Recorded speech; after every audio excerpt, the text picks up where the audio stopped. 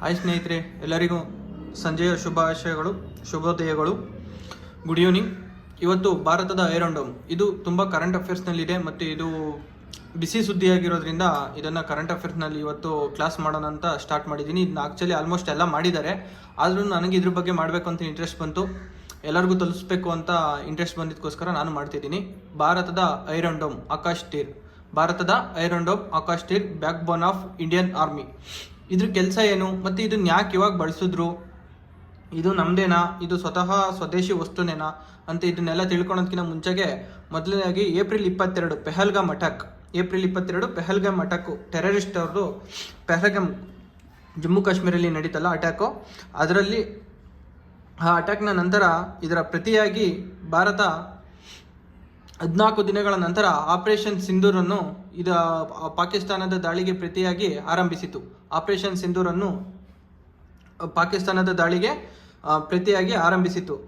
ಆದರೆ ಇದು iron dome ಅಂದರೆ ಏನು ಅಂತ ನೀವು ಕೇಳಿದ್ರೆ, ಈ ಐರನ್ ಡೋಮ್ ಆಕಾಶ್ ತೀರ್ ಇದು ಸ್ವದೇಶಿ ಭಾರತದಲ್ಲಿ ತಯಾರಿಸಿದ ಒಂದು ಏರ್ ಡಿಫೆನ್ಸ್ ಸಿಸ್ಟಮ್. ಇದು ಏನು ಹೇಳಿ, ಏರ್ ಡಿಫೆನ್ಸ್ ಸಿಸ್ಟಮ್ ಇದು. ಓಕೆನಾ, ಇವಾಗ ಮುಂದೆ ಹೋಗೋಣ ನೋಡಿ. ಆಪರೇಷನ್ ಸಿಂಧೂರ್ಗೆ ಪ್ರತಿಯಾಗಿ ಪಾಕಿಸ್ತಾನ ದಾಳಿಯನ್ನು ಆರಂಭಿಸಿತು. ನಂತರ ಇದರ ಪ್ರತಿಯಾಗಿ ಭಾರತ 14 ದಿನಗಳ ನಂತರ ಆಪರೇಷನ್ ಸಿಂಧೂರನ್ನು ಆಪರೇಷನ್ ಸಿಂಧೂರ್ ಕಾರ್ಯಾಚರಣೆಯನ್ನು Indian navy, Indian army, Indian air force ಸೇರಿ ಯಶಸ್ವಿಯಾಗಿ ನಡೆಸಿದವು. ನೋಡಿ, ಇಲ್ಲಿ ಇದೆ ಆಕಾಶ್ ತೀರ್ ಅನ್ನೋ ಕ್ಷಿಪಣಿ. ಇದು ಆಕಾಶ್ ತೀರ್ ಅನ್ನೋದು ಇದೊಂದು ಏರ್ ಡಿಫೆನ್ಸ್ ಸಿಸ್ಟಮ್.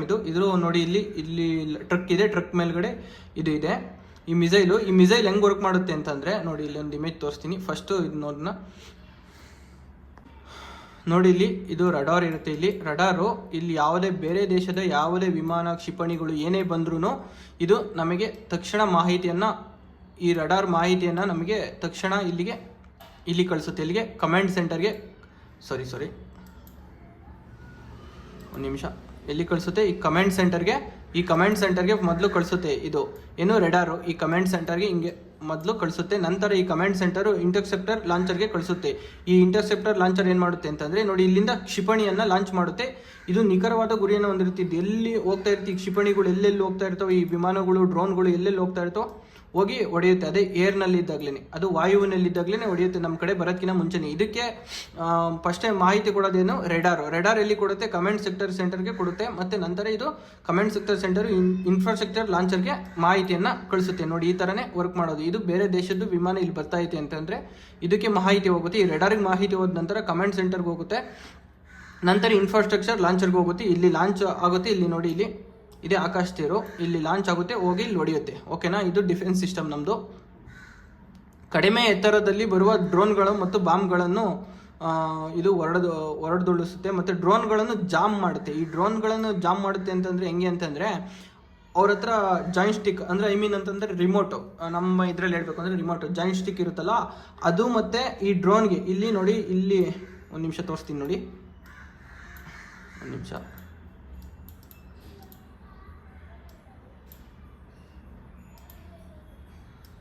ನೋಡಿ, ಇಲ್ಲಿ ಜಾಯಿಂಟ್ ಸ್ಟಿಕ್ ಇದೆ ಅಂತಂದರೆ ಇಲ್ಲಿ ಡ್ರೋನ್ ಬರ್ತಿದೆ ಅಂತ ಅಂದ್ಕೊಳ್ಳಿ, ಇಲ್ಲಿ ಡ್ರೋನ್ ಇದೆ ಅಂದ್ಕೊಳ್ಳಿ.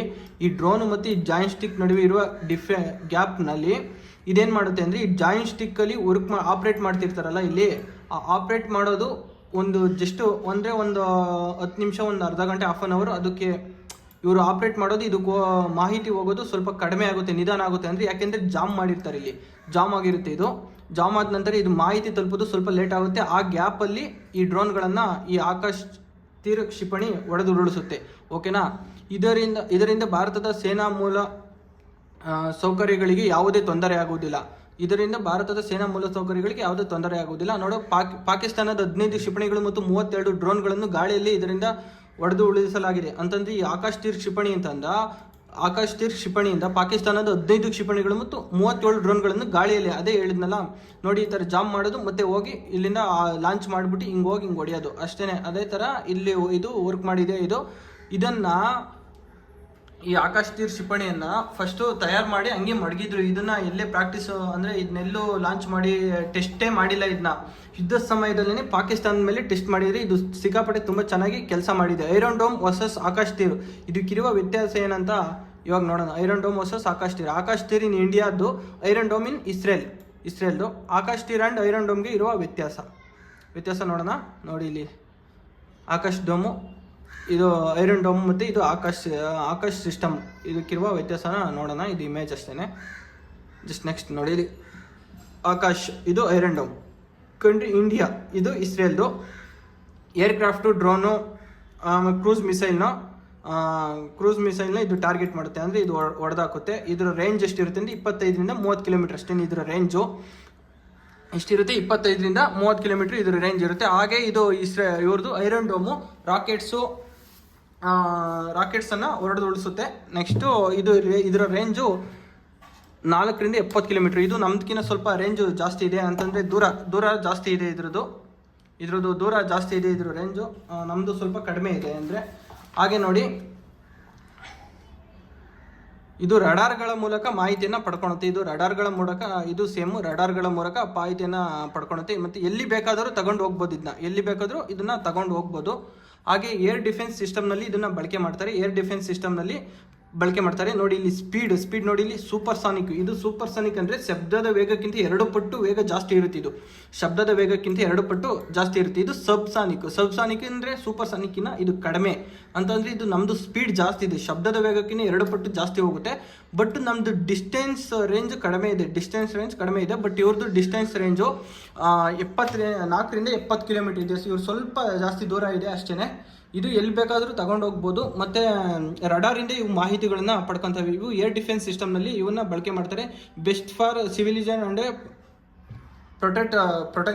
ಪ್ರೊಟೆಕ್ಷನ್ ಅಂತ ಇದೆ, ಅಂದರೆ ಸಿವಿಲಿಜನ್ನ ಪ್ರೊಟೆಕ್ಷನ್ ಮಾಡೋಕ್ಕೆ ಇದು ಬಳಕೆ ಮಾಡ್ತಾರೆ ಇಸ್ರೇಲಲ್ಲಿ. ಓಕೆನಾ? ನಂತರ ನೋಡಿ ಇಲ್ಲಿ ಏರ್ ಡಿಫೆನ್ಸ್ ಸಿಸ್ಟಮ್ ಇದೇನೆ, ಇದು S-400, ಇದು ರಷ್ಯಾದಿದು. ಸೇಮ್ ಇದೇ ಥರನೇ ನಮ್ಮದು ಆಕಾಶ್ ತೀರ್ ಕ್ಷಿಪಣಿನೂ ವರ್ಕ್ ಮಾಡೋದು. ಇಲ್ಲಿಂದ ಹಿಂಗೆ ಲಾಂಚ್ ಆಗುತ್ತೆ, ಇಲ್ಲಿಗೆ ಹೋಗಿ ಹಿಂಗೆ ಲಾಂಚ್ ಆಗುತ್ತೆ, ಇಲ್ಲಿ ರೆಡಾರಿಂದ ಮಾಹಿತಿ ಬರುತ್ತೆ. ಓಕೆನಾ? ಇಷ್ಟು ಇವತ್ತಿನ ಕ್ಲಾಸ್. ಇದು ಆಕಾಶ್ ತೀರ್ ಬಗ್ಗೆ ಸ್ವಲ್ಪ ಕ್ಲಾಸು, ನೋಟ್ಸು ಮತ್ತು ಕ್ಲಾಸ್ 2 ಹಾಕಿದ್ದೀವಿ. ಇವತ್ತು ಆಕಾಶ್ ತೀರ್ ಬಗ್ಗೆ ಮಾತಾಡಿದ್ದೀವಿ. ಇದು ತುಂಬ ಕರೆಂಟ್ ಅಫೇರ್ಸ್ನಲ್ಲಿದೆ. ಯಾಕೆಂತಂದರೆ ಇದು ಇವಾಗ ಪಾಕಿಸ್ತಾನ ಮತ್ತು ಇಂಡಿಯಾ ಯುದ್ಧ ನಡೆದಿರೋದ್ರಿಂದ ಇದರ ಬಗ್ಗೆ ಕ್ವಶನ್ ಬರುವ ಸಾಧ್ಯತೆ ತುಂಬ ಹೆಚ್ಚಿರುತ್ತದೆ. ಆಪರೇಷನ್ ಸಿಂಧೂರಲ್ಲಿ ಏನು ಬಳಕೆ ಮಾಡಿದ್ರು ಅಂತಂದರೆ ಭಾರತದ iron dome Akash Teer, backbone of Indian army. Thank you guys.